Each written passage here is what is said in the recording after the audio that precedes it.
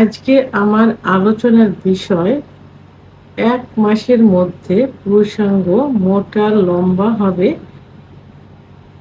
৫ টি প্রাকৃতিক খাবার খেলে।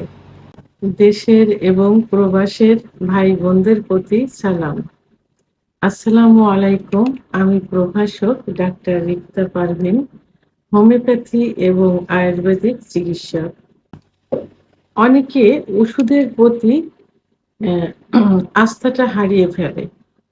কারণ অ্যা যৌন অক্ষমতার যে পুরুষের মেন যে হরমোন টেস্টোস্টেরন হরমোন কমে গেলে হয়, এই ধারণাটা অনেকের নেই, অর্থাৎ অনেকে বোঝে না।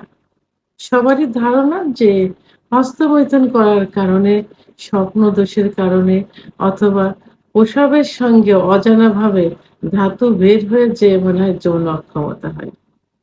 তবে এই ধারণাটা যে একেবারে এ মা ভুল সেটা না।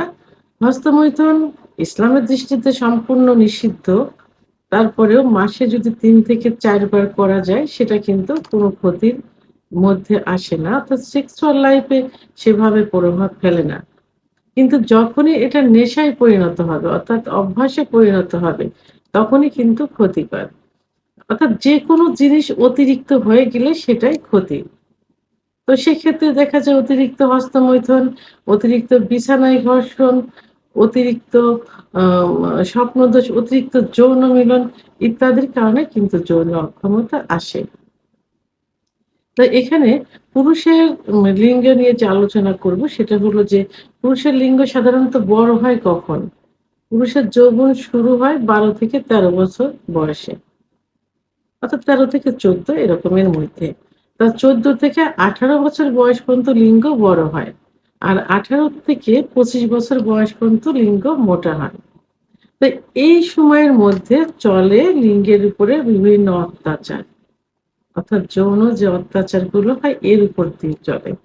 কারণ পুরুষের আ অল্প বয়সে যখন তাদের বীর্য তৈরি হয়নি ঠিক সঙ্গদোষে হোক, বন্ধু-বান্ধবের সঙ্গে অর্থাৎ বাড়ির কাজের ছেলে, আ বাসায় যে পড়ায় একজন টিচার থাকে, পার্মানেন্ট যে টিচার অথবা সমবয়সিকারা যে কেউ থাকলে উম তো তাদের সঙ্গে মিশে তাদের কাছ থেকে যে যৌবনের শুরু হওয়ার আগে এক ধরনের লালা পানির মতো আসে। এখন লিঙ্গেতে হাত দিলে পানিটার সাথে একটু সুখ অনুভব হয়। এই সঙ্গদোষ এইগুলো তারা বুঝতে পারে। তখন থেকেই তাদের অভ্যাস হয়ে যায় হস্তমৈথুনের এবং খুব বেশি পরিমাণে হয়ে থাকে। আবার বিছনায় ঘর্ষণ দিয়ে বীর্যপাত করলে লিঙ্গের গোড়ায় অসংখ্য শিরা থাকে। সেই শিরাগুলো কি হয়? লুজ হয়ে যায় অনেক সময় আ ২-১ টা চিরেও যেতে পারে। কারণ ঘর্ষণের কারণে লিঙ্গের মাথাটা বালিশ, কোল বালিশে পড়ে। কিন্তু প্রেশার আসে কিন্তু লিঙ্গের গোড়ায়। যেমন একটা গাছে পেলা দিলে পড়ে যাচ্ছে গাছটা পেলা দিচ্ছে। তো ওই যে গাছের যেখানে পেলা দেওয়া ওখানে কিন্তু কিছু হবে না। যেখানে গুড়া থাকে, যে গুড়ার উপরে ভর দেওয়া থাকে সেখানের মাটি কিন্তু সরে যায়। তাহলে অ্যা মা ঘর্ষণ দিয়ে বীর্যপাত করলে লিঙ্গের সবথেকে বেশি ক্ষতি হয় যেটা একবারে বোঝা যায় না, ধীরে, ধীরে বোঝা যায়। আবার এখন সমকামিতা করে থাকে। তো সমকামিতা অতিরিক্ত স্বপ্নদোষ, অতিরিক্ত যৌন মিলন ইত্যাদির কারণে লিঙ্গের ক্ষমতা চলে আসে। লিঙ্গ আস্তে, আস্তে ছোট হয়ে যায়। মনে হয় কচ্ছপের মতো ভিতরে ঢুকে যাচ্ছে নিস্তেজ অবস্থায়। এবং যখন শক্ত হয় দেখা যায় মাঝখানে একটু অ্যা মানে ভাঁজ পড়ে যাচ্ছে। আবার উত্থান অবস্থায় থাকে ধনুকের মতো বাঁকা হয়ে যাচ্ছে। পেরোনিস ডিজিজ যেটাকে বলে। আবার আগামোটা, গোড়া চিকন ইত্যাদি। তো এগুলো যখন হয় তখন এরা বিভিন্ন ওষুধ খেতে থাকে গোপনে, গোপনে। অনেকে বিয়েও করতে চায় না, বিয়ে করেও না। তো এই যে পথে ঘাটে পাশে বসে থাকা যে কবিরাজ, হেকিমদের কাছ থেকে তৈরি করা হালুয়া, আ আ বিভিন্ন অন টাইম ট্যাবলেট, ক্যাপসুল, বিকল্প ধারা বিভিন্ন চিকিৎসা নিয়ে এগুলো বেশি ক্ষতি হয়ে যায়। তখন এর প্রতি তাদের একটা আস্থা, সে আস্থাটা হারিয়ে ফেলে। তখন তারা ন্যাচারাল কিছু খাবার খেতে চায়। ন্যাচারাল কিছু মেসেজ খুঁজতে থাকে। তো সেই ন্যাচারাল অ খাবারের মধ্যে সাধারণত দুধ, ডিম, খেজুর, কাজু বাদাম, মধু, অর্গানিক নারকেল তেল ইত্যাদি খাবারগুলো অহরহ খেয়ে থাকে এবং খেতে থাকে এভাবে।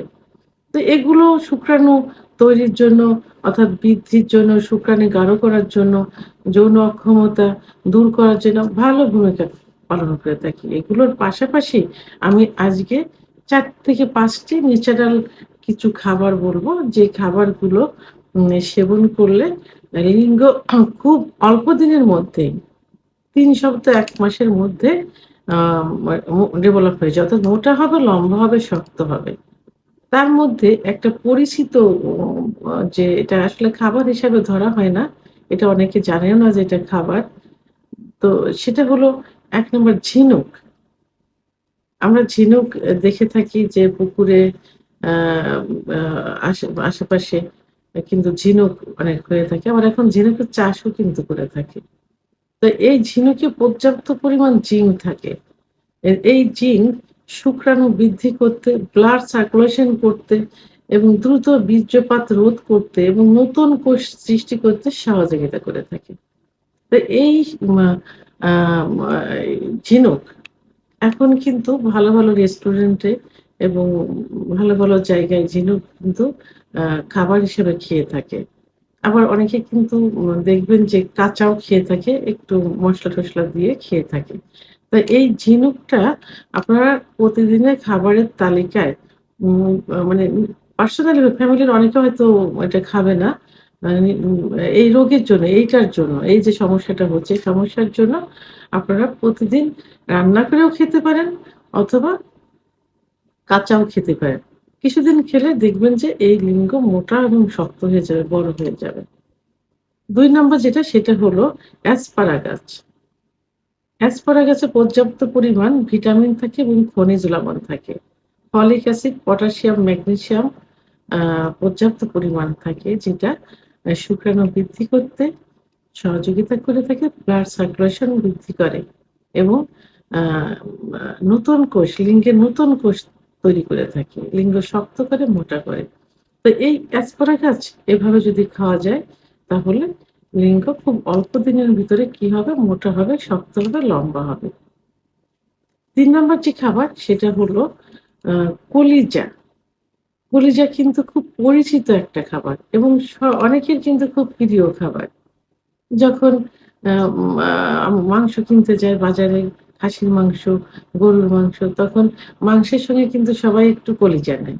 আবার অনেকে কি করে ওই শুধু কলিজাও কিনে খেয়ে থাকে। তবে হ্যাঁ, অবশ্যই এটা সংরক্ষিতভাবে যেটা থাকে সেটা খাওয়া যাবে না। এটাতে ক্ষতির পরিমাণ কিন্তু বেশি হবে। কারণ আ বিভিন্ন আ নতুন, নতুন বিভিন্ন রোগও তৈরি করবে। কলিজায় ভিটামিন এ থাকে পর্যাপ্ত পরিমাণে। অথবা আ অর্থাৎ কলিজাতে জিঙ্ক থাকে। আর এই কলিজাতে কিন্তু ব্লাডটা তৈরি হয় কিন্তু। তো এই কলিজা আ যদি এই খাবারের তালিকায় নিয়মিত একটু রাখা হয়, তাহলে খুব দ্রুতই শুক্রাণু বৃদ্ধি পেয়ে যাবে। যৌন ক্ষমতা বৃদ্ধি পেয়ে যাবে, দ্রুত বীর্যপাত রোধ করবে, উত্থানজনিত সমস্যার সমাধান করবে। অর্থাৎ ব্লাড সার্কুলেশনটা বেড়ে যাবে। নতুন কোষ তৈরি করবে। এজন্য টাটকা ওই সংরক্ষণ করে যেগুলো রেখেছে এগুলো না খেয়ে টাটকা কলিজা খেতে হবে। অর্থাৎ এটা আ খাসির, গরুর এই জাতীয় কলিজায় সবথেকে বেশি উপকার আসবে। আরেকটি অ্যা প্রধান খাবার, এই খাবারটি সম্পর্কে সবাই কিন্তু একটু কম বেশি ধারণা আছে এবং অনেকের প্রিয় খাবার। গ্রামে কিন্তু এই খাবারটা বেশি হয়ে থাকে। কারণ মাঠে এর চাষটা হয়ে থাকে বেশি। সেটা হলো মিষ্টি আলু। আমরা সাধারণত গোল আলু খাই। গোল, গোল যে আলু। আরেকটা আলু আছে মিষ্টি লম্বা, যেটা লাল হয়ে থাকে, সাদাও হয়ে থাকে। তো এই আলুতে পর্যাপ্ত পরিমাণে ভিটামিন এ থাকে। তো এই আলু অনেকে পুড়িয়েও খেয়ে থাকে, আবার অনেকে সেদ্ধ করে খেয়ে থাকে। যেভাবে খেয়ে থাকেন না কেন, সিজনালি সময় যদি এই আলুটা খাওয়া যায়, একটু নিয়মিত খাওয়া যায়, তাহলে কি হবে? লিঙ্গের ব্লাড সার্কুলেশনটা বৃদ্ধি পাবে, নতুন কোষ তৈরি হবে, লিঙ্গ শক্ত হবে এবং মোটা হবে। ৫ নম্বর সর্বশেষ যে খাবারটি বলব এটা হলো জয়ফল। জয়ফল কিন্তু খুব ভালো একটা খাবার।